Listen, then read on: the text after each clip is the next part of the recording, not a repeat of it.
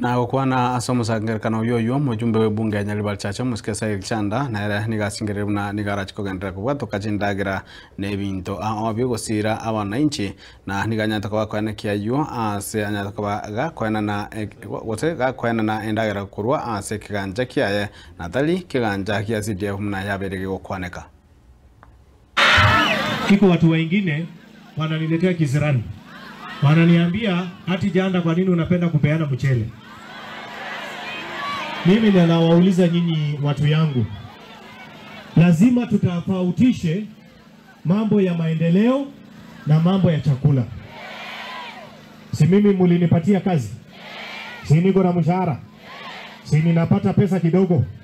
Sasa mshahara yangu nitoe nusu, wananchi wapate kidogo kidogo, ninunue mafuta, ninunue mchele, ama nichukue nikope hapa, nipeombe huyu anisaidie, serikali nisaidie, ule rafiki anisaidie, niletee watu wangu. Iko makosa? Iko makosa? Wangapi kwa mikono wanataka chakula?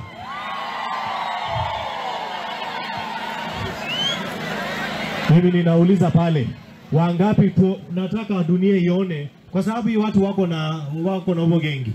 Tunataka hiyo maneno ya chakula tujue hapa. Na nataka kuwaambia hii chakula ambaye mimi napatiana ni pesa yangu, mfuko yangu, pesa yangu, mshahara ambaye haiambatani na CDF, haiambatani na mtu yoyote. Mimi vile nilizaliwa, wazazi wangu walinifundisha ukikuwa nayo saidia wengine, si ndio? Sasa iko makosa nikileta Boronyi ama nikipeleka huko? Si mnataka mupate chakula? Si mnataka maendeleo? Si mnataka mjumbe asongeze Nyaribari mbele? Si mnataka MCA wetu pia asongeze Kiogoro mbele? Wangapi wanasema tuendelee?